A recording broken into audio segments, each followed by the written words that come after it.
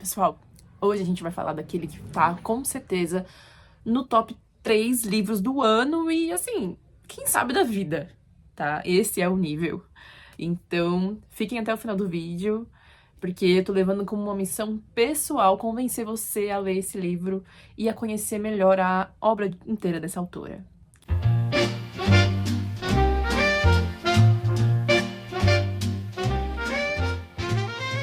E assim, antes de fazer essa resenha, eu fui olhar o que já tinha sido feito, assistir algumas das resenhas que tinham mais views, as mais famosinhas sobre esse livro, e o que eu vi é que falta muita coisa.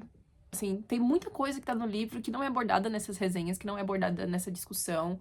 Acho que fica muito nos mesmos assuntos, né? As pessoas ficam observando muito as mesmas partes do livro, enfatizando o quanto ele é triste, o quanto dói e tudo mais, e não tá errado. Mas eu acho que dá pra acrescentar muita coisa. Eu senti muito tocada por essa obra e ao longo do tempo, né, ao longo do processo de escrever o roteiro, foram surgindo mais coisas, então acho que dá pra acrescentar, sim, alguns legumes nesse caldo. Eu vou tentar fazer isso, é lógico que vai faltar coisa, e eu conto com vocês pra escrever aí nos comentários, pra continuar essa discussão, pra além do que tá nesse vídeo, tá bom? Bom, vamos começar por aquilo que não é novidade, que você já deve ter visto em várias outras resenhas. Uma sinopse. O livro conta a história de uma garotinha chamada Pecola. Essa garotinha vive em uma família completamente desestruturada e sofre diversas violências ao longo da história. Essas violências são praticadas pelos membros da sua família e também por outros personagens que a gente vai ver ao longo da narrativa. E acredito que essa é uma história sobre a descida de Pecola rumo a um fundo do poço que eu chamo de loucura. É basicamente sobre isso que trata a história. E aí, pra compor essa história, a autora lança mão de uma narradora que vai ser uma pessoa que entra na vida da Pecola e que se torna amiga dela. É a Cláudia. E aí, por conta de um contexto bem ruim, de uma situação lá que acontece, a Pecola acaba indo morar com a Cláudia e com sua irmã, Frieda, e elas acabam se tornando amigas. E aí a Cláudia vira uma narradora, né, que fala sobre o tempo atual. Tem um narrador onisciente que fala sobre o passado. E aí o passado é importante, porque ele fala sobre o histórico familiar, né, de cada membro da família da Pecola. É até aqui que eu consigo falar sem dar spoiler nenhum. Então, se você quiser continuar nesse vídeo, é por sua conta e risco. Se você quer ler o livro sem spoiler, eu recomendo você voltar depois. Agora, se você já leu ou não se importa tanto com spoiler, vem aqui comigo. E a primeira coisa que você pode acabar querendo me perguntar: Bianca, tem tanto livro bom falando sobre o racismo nos Estados Unidos no século XIX. Por que que esse é tão especial? E aí, bom, a resposta que eu daria pra isso é porque a temática não é a única coisa genial nesse livro, gente. Ele é muito bem escrito. Cada parágrafo tem uma mistura de lirismo com crueza que eu nunca tinha visto antes, pra ser bem sincera. E aí eu li esse livro de olhos arregalados, porque como pode algo assim existir, sabe? Cada parágrafo era construído de uma forma tão bem feita, tão poética e dolorida ao mesmo tempo, que eu percebi que eu tava diante de algo especial.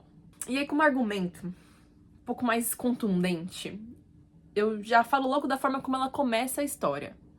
Porque pra falar da família, ela vai falar da casa. E pra falar da casa, ela começa falando tudo que aquele local, aquele empreendimento foi antes de se tornar a casa dos Breedlove. Então, a gente já começa por aí, né? De forma muito imagética, sabendo da história da casa, e aí quando ela se torna a casa dos Breedlove, ela passa a descrever o ambiente a partir da falta.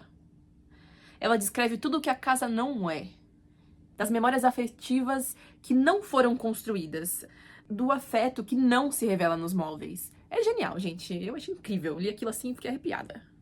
É como se a casa fosse parte integrante da história, mas ao mesmo tempo ela revelasse tudo aquilo que falta, de forma muito mais clara do que os membros da família. E aí, pra falar desse segundo ponto do porquê que esse livro é tão genial, eu vou pegar o livro. Só um momento. Peguei. O livro é uma versão antiga, porque eu peguei esse livro na troca de livros de graça. Foi de graça, gente. Peguei aqui o livro porque eu quero falar com vocês, eu preciso ler pra vocês essa passagem. Ela tá na minha mente desde que eu li esse livro, e eu li esse livro tem tempo já, tá? Que é a forma como ela descreve as mulheres negras quando ela tá falando do Xoli. é uma figura, uma tia, né, uma tia-avó que acaba criando o Xolli, e é no momento que vai ser descrito como que são essas mulheres que o cercam na infância dele. Mas tinham sido jovens um dia. O cheiro de suas axilas e de seus quadris mesclara-se em um almíscar agradável. Os olhos tinham sido furtivos, os lábios descontraídos, e seu delicado virar de cabeça sobre aqueles delgados pescoços negros assemelhara-se ao de uma gazela. Seu riso tinha sido mais toque do que som. Depois cresceram. Entraram devagar na vida pela porta dos fundos. Transformaram-se.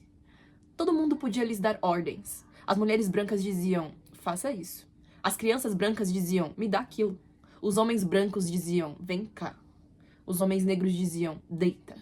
As únicas pessoas de quem não precisavam receber ordens eram as crianças e as outras mulheres negras. Mas elas pegaram tudo isso e recriaram a sua própria imagem. Administravam a casa dos brancos e sabiam disso. Quando os brancos espancavam seus homens, elas limpavam o sangue e iam para casa a receber maus tratos da vítima. Batiam nos filhos com uma mão e com a outra roubavam para eles. As mãos que cortavam as árvores também cortavam com cordões umbilicais. As mãos que torciam o pescoço de galinhas e abatiam porcos também cuidavam de violetas africanas até que florissem. Os braços que carregavam feixes, fardos e sacos também embalavam bebês. Elas moldavam biscoitos farinhentos em ovais de inocência e amortalhavam os mortos. Aravam o dia inteiro e iam para casa para se aninhar sobre os membros de seus homens. As pernas que cavalgavam o dorso de uma mula eram as mesmas que cavalgavam os quadris de seus homens. E a diferença era toda a diferença do mundo. Fico arrepiada. Aí elas ficaram velhas. O corpo resmungava, seu cheiro azedava. Agachadas no canavial, curvadas numa plantação de algodão, ajoelhadas na margem de um rio, tinham carregado um mundo na cabeça. Tinham aberto a mão da vida dos próprios filhos e cuidado dos netos. Com alívio, amarravam panos na cabeça, envolviam os seios em flanela, acomodavam os pés em feltro. Não tinham mais nada que ver com a sensualidade e lactação. Estavam para além das lágrimas e do terror. Só elas podiam andar pelas estradas do Mississippi, pelas sendas da Geórgia, pelos campos do Alabama sem serem molestadas. Tinham idade suficiente para ficarem irritadas quando e onde quiserem, cansaço suficiente para antever a morte com prazer, desapego suficiente para aceitar a ideia da dor ao mesmo tempo que ignoravam a presença da dor. De fato, finalmente, elas eram livres. E a vida dessas velhas negras era sintetizada em seus olhos, um misto de tragédia e humor, malícia e serenidade, verdade e fantasia.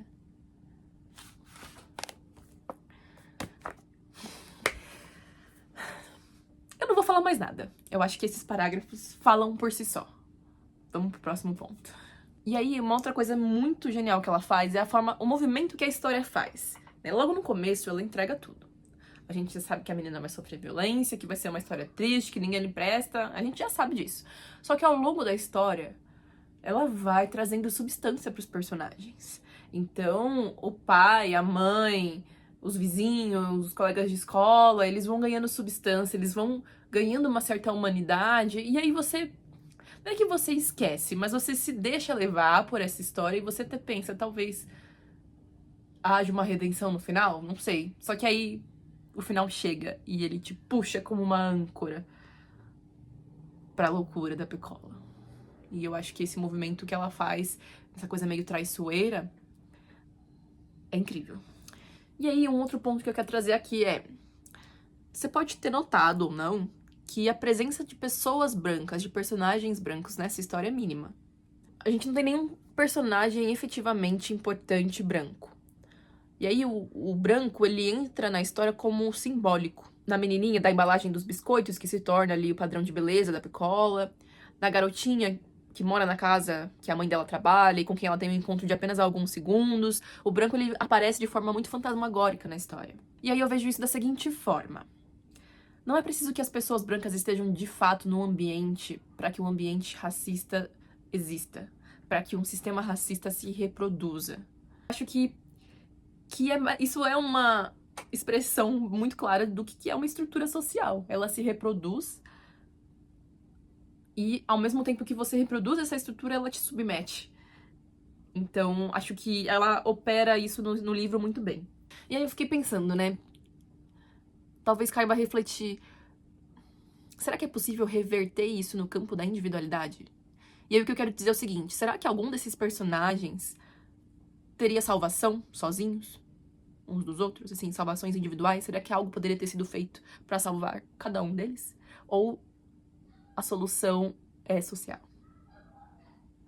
Ok, aí agora eu quero parar pra analisar a cena do menininho que chama ela pra brincar na casa dele e depois mata o gato.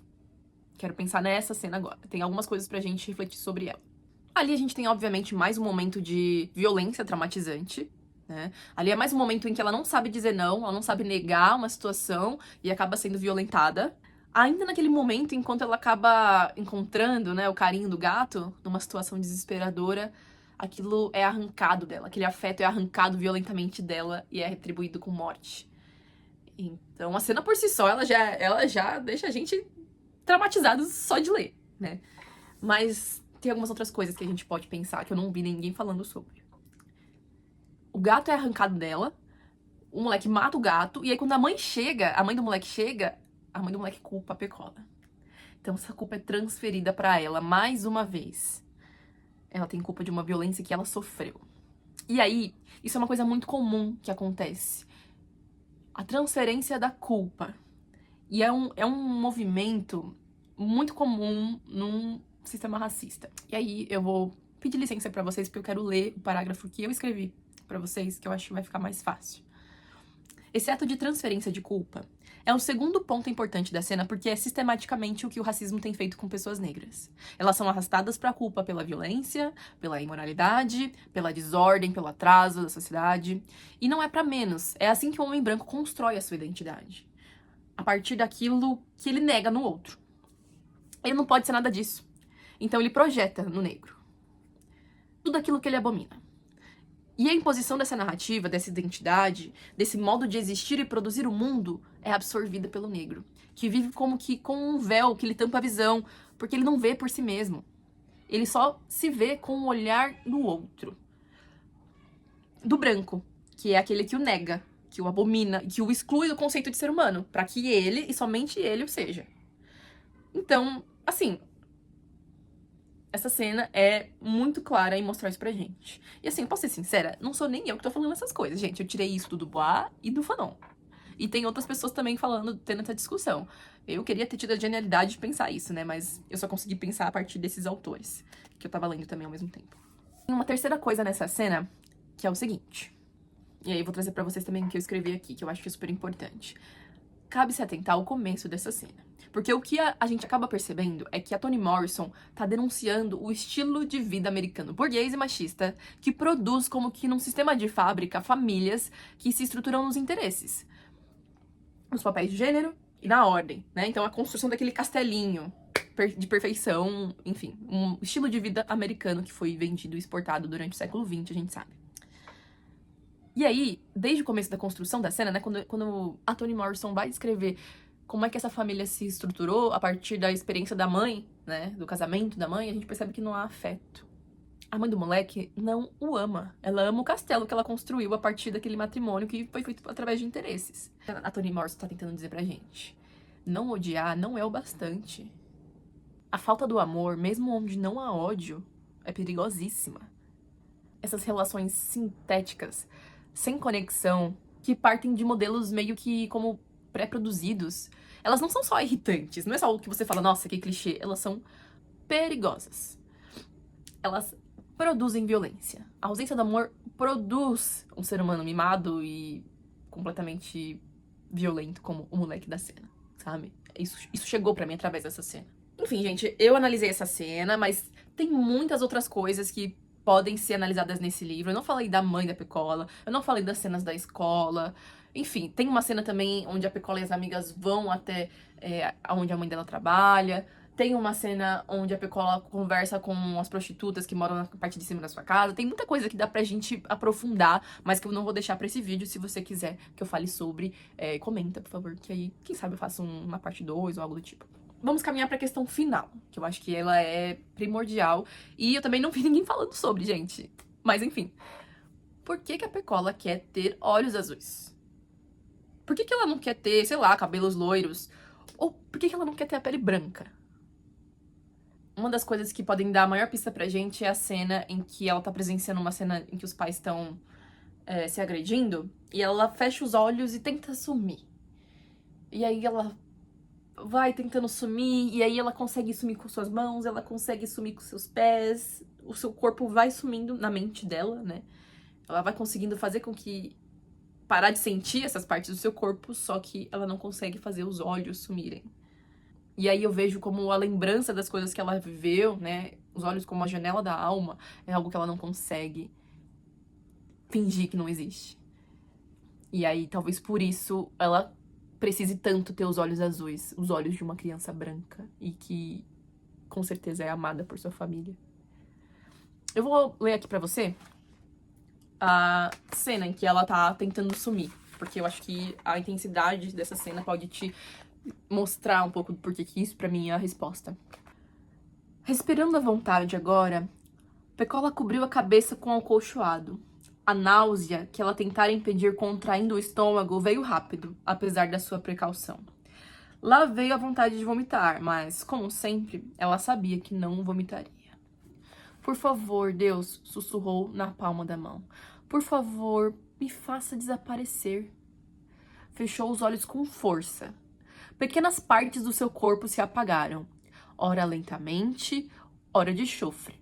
Lentamente de novo. Sumiram os dedos, um por um. Depois os braços, até os cotovelos. Os pés agora. Sim, era bom aquilo. As pernas, de uma vez só. Acima das coxas era mais difícil. Ela precisava ficar completamente imóvel e fazer força. O estômago não ia, mas por fim também desapareceu. Depois o peito, o pescoço. O rosto também era difícil. Quase lá, quase. Só restavam os olhos, bem apertados. Eram sempre os olhos que sobravam. Por mais que tentasse, nunca conseguia fazer os olhos desaparecerem. Que sentido havia naquilo então? Eles eram tudo. Estava tudo lá, neles. Todas aquelas imagens, todos aqueles rostos. Fazia tempo que ela tinha abandonado a ideia de fugir para ver imagens novas, rostos novos, como Sammy fazia tantas vezes. Tinha ocorrido a Pecola havia algum tempo que, se os seus olhos, aqueles olhos que retinham as imagens e conheciam as cenas, fossem diferentes, ou seja, bonitos, ela seria diferente. Tinha bons dentes, e o nariz pelo menos não era grande e chato como o de algumas garotas que eram consideradas tão bonitinhas. Se tivesse outra aparência, se fosse bonita, talvez Cholly fosse diferente, e a senhora Breedlove também. Talvez eles dissessem, ora, vejam que olhos bonitos os da Pecola. Não devemos fazer coisas ruins na frente desses olhos bonitos. Enfim, esse momento é o momento em que ela mostra pra gente por que os olhos são mais importantes até mesmo que a pele. Os olhos guardam a experiência que ela não consegue apagar. Os olhos guardam a memória, né? Os olhos guardam a substância da alma.